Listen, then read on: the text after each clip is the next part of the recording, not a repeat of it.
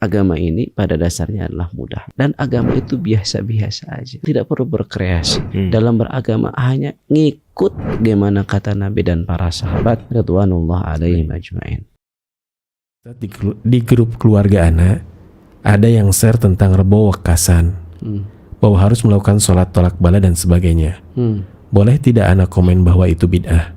Syukran jazakallahu khairan. Pertama, memang itu bid'ah. Rebo Wakasan. Itu sebenarnya awalnya itu hanya atas dasar mimpi seseorang, mimpi ulama. Taib, anggaplah dia benar sebagai ulama.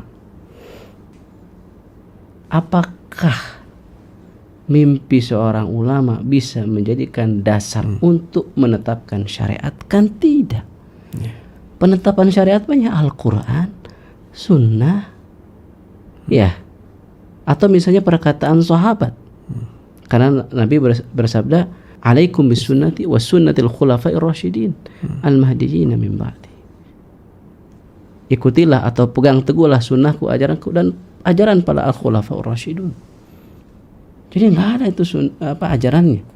Menetapkan syariat berat loh. Menetapkan sholat hanya berdasarkan mimpi. Nanti ada lagi dong orang mimpi. Kalau sekarang sholat Rebo Wakasan, besoknya sholat Kemisan, sholat Ahadan, mimpi fulan mimpi. La haula wala quwata illa billah. Berat ini menetapkan syariat. Ustaz mah bidah-bidahkan wae. Ya harus seperti itu untuk menjaga agama.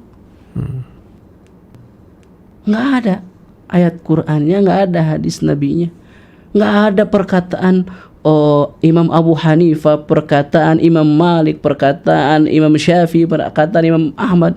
Kalau misalnya sekarang kita harus mengikuti madhab naon, nggak ada. La madhab Hanafi, wala madhab Maliki, wala madhab Syafi'i, wala madhab Hambali. Nggak ada. Semua madhab yang 4 nggak ada yang mengatakan sholat Rebo Wakasan. Silahkan aja buka semua referensi fikih, baik fikih Hambali, fikih Syafi'i, fikih Maliki, fikih Hanafi. Maafi ghair maujud. Nggak ada. Ini kan perbedaan pendapat. Ya akhi, laisa kullu khilafin ja'a mu'tabarun illa khilafan lahu hadzan minan nadhari. Gitu kata para ulama. Tidak ada semua perbedaan pendapat kita toleransi, ya. Kan perbedaan pendapat kita harus toleransi. Laisa kullu khilafin ja'a mu'tabar. Tidak setiap khilaf itu yang datang mu'tabar dianggap sebagai khilaf mu'tabar. Illa khilafan lahu hadzan minan nadhari. Kecuali khilaf yang punya dalilnya. Ini enggak ada dalilnya, bayangkan.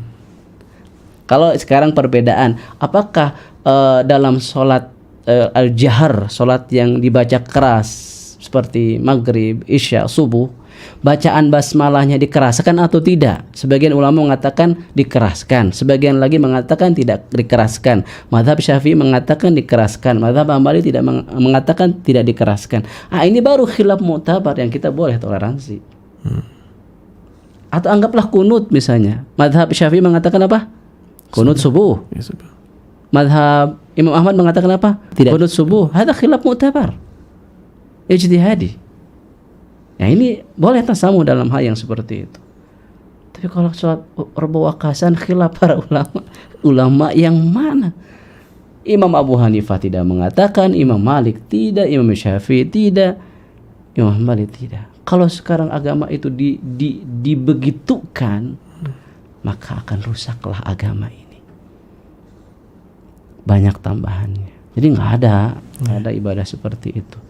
Emangnya ibadah yang sunnah diajarkan Nabi udah diamalkan juga semuanya. Allahu Akbar. Kenapa butuh melakukan hal-hal yang baru? Yang kedua, kan sholat tersebut juga didasari atas dasar untuk menangkal bala. Karena mereka menganggap Safar itu bulan sial. Dan keyakinan bahwasanya bulan Safar adalah bulan sial itu warisan jahiliyah. Makanya dibantah oleh Nabi SAW. La Safar, tidak ada kesialan di bulan Safar. Itu Nabi SAW membantah. Ya, keyakinan bulan Safar bulan sial keyakinan jahiliyah. Ustaz, gimana kata Kiai Fulan? Enggak, ya silakan aja. Tapi ingat, perkataannya bertentangan dengan apa yang disabdakan oleh Nabi SAW. Mana yang kita pilih? Sabda Rasul atau perkataan ulama? Tanpa tentunya merendahkan ulama. Ulama tetap kita muliakan, tapi kemuliaan mereka tidak menjadikan mereka maksum. Mereka sudah wafat, kita doakan. Yang kelirunya kita mohon kepada Allah, semoga Allah memaafkan, kan gitu. Jadi ketika kita mengatakan ini nggak tepat, bukan berarti merendahkan ulama, enggak.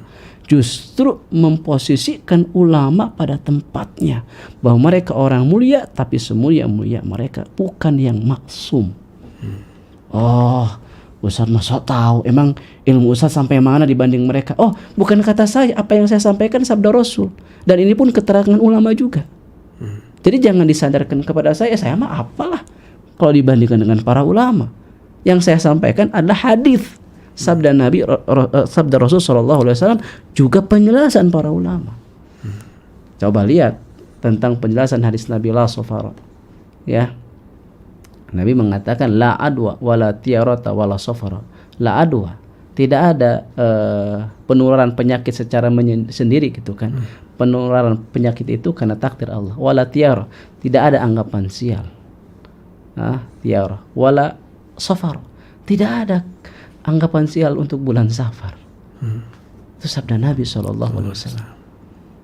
Anda kekeh dengan pendapat ulama, mau dikemanakan sabda Rasul SAW?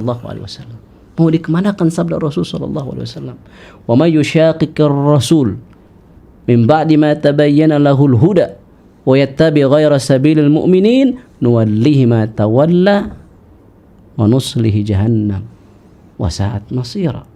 Barang siapa yang dia menentang Rasul min ba'di ma tabayyana lahul huda, setelah jelas baginya sebuah petunjuk, wa yattabi ghayra sabilil mu'min, dan mengikuti selain jalan orang-orang beriman, maksudnya para sahabat, nuwallihi ma tawalla, kami biarkan dia dalam kesesatannya, wa nuslihi jahannam wa sa'at masira, dan kami akan masukkan dia ke dalam neraka jahanam, dan itulah seburuk-buruknya tempat kembali.